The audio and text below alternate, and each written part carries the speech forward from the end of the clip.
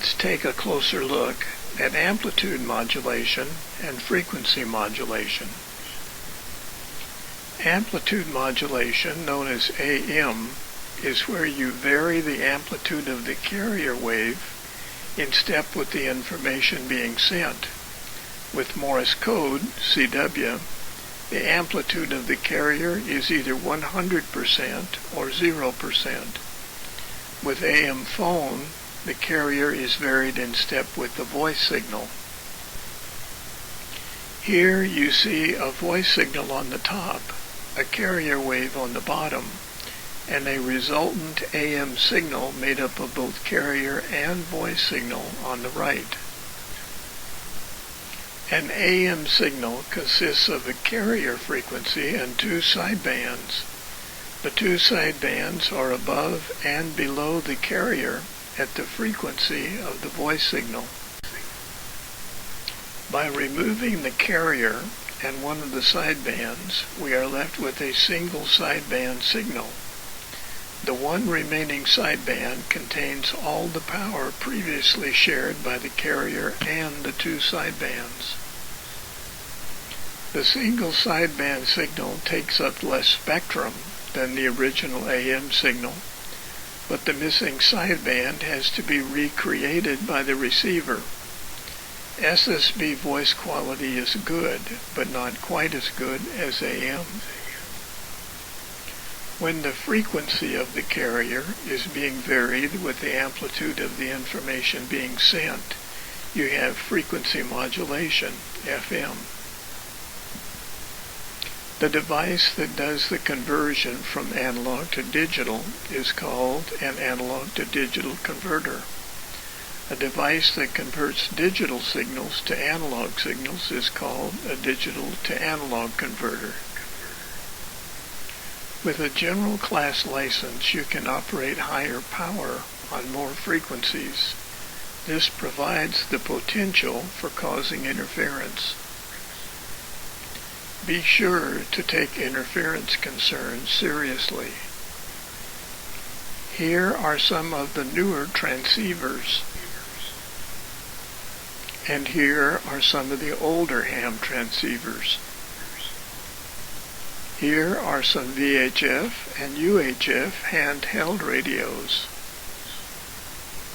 You can also operate mobile, but this is not the way to operate mobile. Here is some modern VHF, UHF mobile equipment. Here is some modern 3 through 30 megahertz mobile equipment. This is an example of an HF 3 through 30 megahertz mobile antenna. Here are some mobile VHF, UHF, that is 2 meter and 440 megahertz antennas. And now for some review questions. Which of the following is used to process signals from the balanced modulator and send them to the mixer in a single sideband phone transmitter? Answer B, a filter. What circuit is used to process signals from an RF amplifier and local oscillator and send the result to the IF filter in a superheterodyne receiver? The answer is C, the mixer. What is the simplest combination of stages that implement a superheterodyne receiver? C, an HF oscillator, mixer, and detector. What is the relationship between transmitted symbol rate and bandwidth? The answer is B. A higher symbol rate requires higher bandwidth. What is another term for the mixing of two RF signals? A. Heterodyning. Why isn't frequency modulated FM phone used below 29.5 megahertz? Answer C. The wide bandwidth is prohibited by FCC rules. What receiver stage combines a 14.250 MHz input signal with a 13.795 MHz oscillator signal to produce a 455 kHz intermediate frequency IF signal? Answer A, the mixer. What is the purpose of the notch filter found on many HF transceivers? Answer B, to reduce interference from carriers in the receiver passband. What reading on the plate current meter of a vacuum tube RF power amplifier indicates correct adjustment of the plate tuning control? The answer is B, a pronounced dip. Which of the following is a use for the IF shift control on a receiver? A, to avoid interference from stations very close to the receive frequency. What effect can be caused by a resonant ground connection? C, high RF voltages on the enclosures of station equipment. Which of the following is one use of a digital signal processor in an amateur station? Answer B, to remove noise from received signals. Which of the following can be the result of an incorrectly adjusted speech processor? Answer D, all of these choices are correct.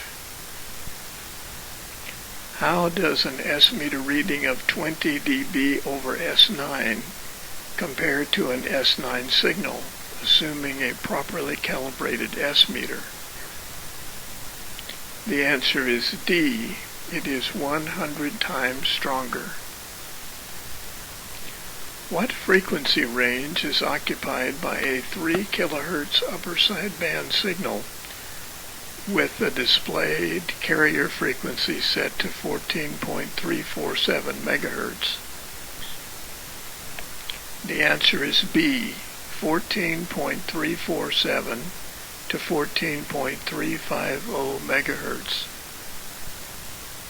Which of the following direct fused power connections would be the best for a 100-watt HF mobile installation? The answer is A, to the battery using heavy gauge wire. Why is it best not to draw the DC power for a 100-watt HF transceiver from an automobile's auxiliary power socket? Answer B, the socket's wiring may be inadequate for the current being drawn by the transceiver. By way of review, read Chapter 5 if you haven't already, and answer questions G4A, G4C, G4D, G4E, G7C, G8A, and G8B. Your homework is to read Chapters 6 and 7, to review questions G3A, G3B, G3C, G9A, G9B, G9C, and G9D. In addition, it's time to do the practice exams in the back, on the CD in the back of your study guide in earnest.